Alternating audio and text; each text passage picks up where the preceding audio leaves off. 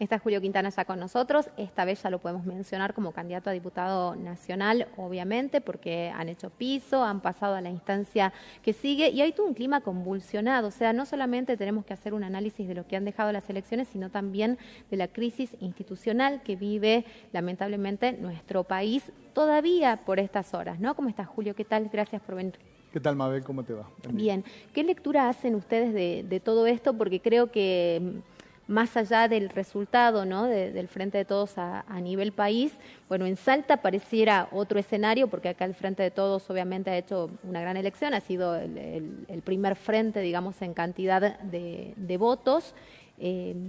pero a partir de eso también se abren estas fracturas, ¿no?, que quizás no estaban visibles dentro de lo que es el gobierno nacional y que terminan expuestas después de lo que ha sido esta derrota electoral, ¿no?, que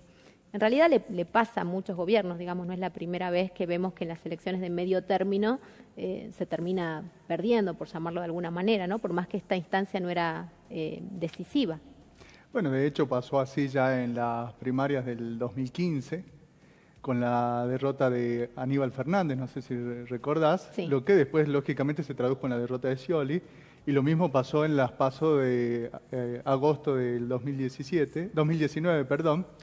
cuando perdió el presidente Macri las elecciones presidenciales y esto provocó un derrumbe político más agudo del que ya teníamos. Es indudable para nosotros que en esta crisis lo que está de fondo y en la derrota del oficialismo es que se le ha ganado al macrismo, cosa que parecía imposible, en un ajuste feroz contra el pueblo. Y esto lógicamente ha generado una fuerte corriente crítica hacia el gobierno nacional que se ha expresado en el voto, de este modo, en una derrota y hoy en día en una liquidación política del oficialismo, que vos imaginate, ahora se va a cambiar un gabinete y ese gabinete de todos modos puede ser retocado necesariamente ante una eventual derrota en noviembre. Porque vos fíjate, aquel que quiera votar al Frente de Todos ya no sabe a quién votar, en el sentido de si va a votar la orientación de Alberto o la orientación de Cristina. Es decir, acá hay una liquidación política del Frente Oficial de manera muy aguda, pero que también compromete a la oposición tradicional, el macrismo, porque ellos que fueron en una interna y ahora salen unidos, de todos modos, son absolutamente incapaces para dar una salida a la crisis de fondo que se presenta en Argentina. Y, por lo tanto, para nosotros acá hay un gran desafío para los trabajadores, porque la posibilidad de frenar el acuerdo con el Fondo Monetario Internacional, que ya estaba previsto antes, y ahora bajo este cuadro es una suerte de salvavidas. Bueno, de hecho ese famoso audio que se filtró supuestamente, ¿no?, de Vallejos, desnuda un poco esto, porque ella dice, bueno, Guzmán es el hombre del Fondo Monetario Internacional y habla y da letra, digamos, a todo este entramado que de alguna manera ya se hablaba en otros espacios políticos, pero que no se mencionaba, por lo menos a puertas abiertas, desde el mismo espacio, ¿no?, desde el mismo frente. Sí, pero hay, por lo menos en nuestra interpretación, por ahí no va la crisis, porque si vos te fijas bien, Guzmán, como ministro de Economía, ahora cuestionado por la vicepresidenta de la Nación, jefa del Senado, mandó con la venia de Cristina Kirchner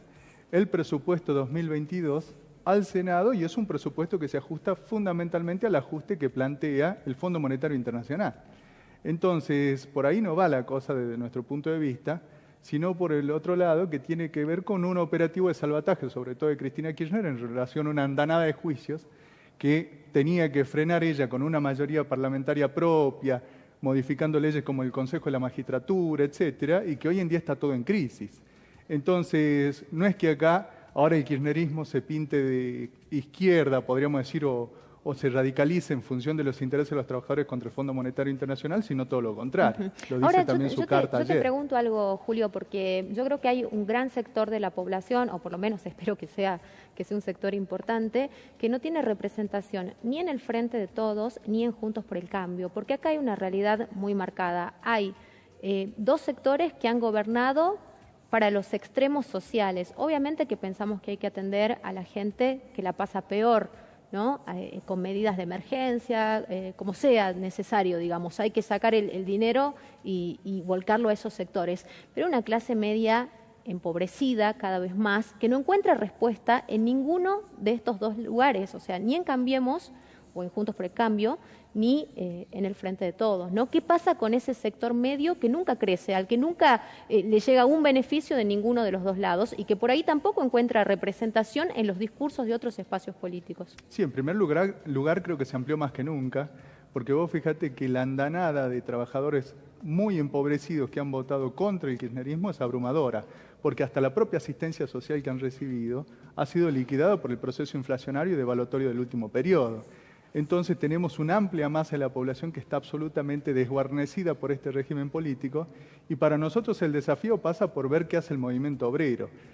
Acá tiene que haber un pronunciamiento inmediato del movimiento obrero, no al estilo de la CGT, que es una rosca, sino al estilo de lo que ha hecho la docencia, planteando una agenda muy clara, como por ejemplo el salario igual al costo de la canasta familiar, la defensa de la jubilación, por ejemplo, en el presupuesto 2022. Se anula, por ejemplo, o mejor dicho, se reduce los fondos destinados al pago de los juicios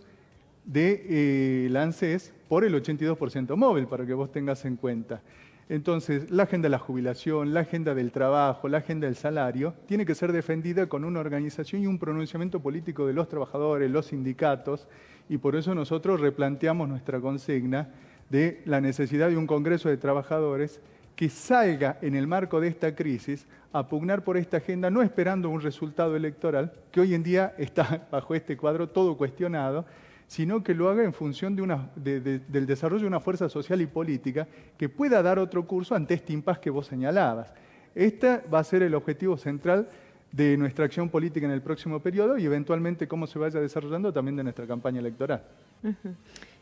¿Cómo han visto el desarrollo fundamentalmente acá en la provincia en dos líneas, ¿no? Porque decíamos, bueno, acá de alguna manera también ha quedado como evidenciada esa famosa grieta, pero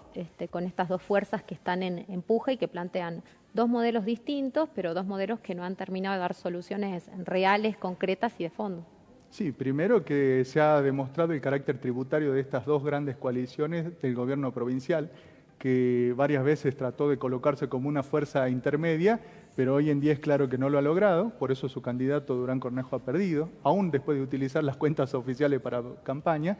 Y ahora vamos a un periodo más crítico todavía, porque estos pasos no van a saldar la crisis de fondo que tiene el país y menos defender la agenda que nosotros consideramos que hay que defenderla con una movilización inmediata de los trabajadores. Bueno, nos queda clarísimo. Muchísimas gracias, No, Julio, gracias por gracias acompañarnos. Nosotros nos despedimos, te agradecemos que hayas estado del otro lado y te recordamos que la cita, como siempre, es aquí de lunes a viernes a partir de las 16:30. Chao.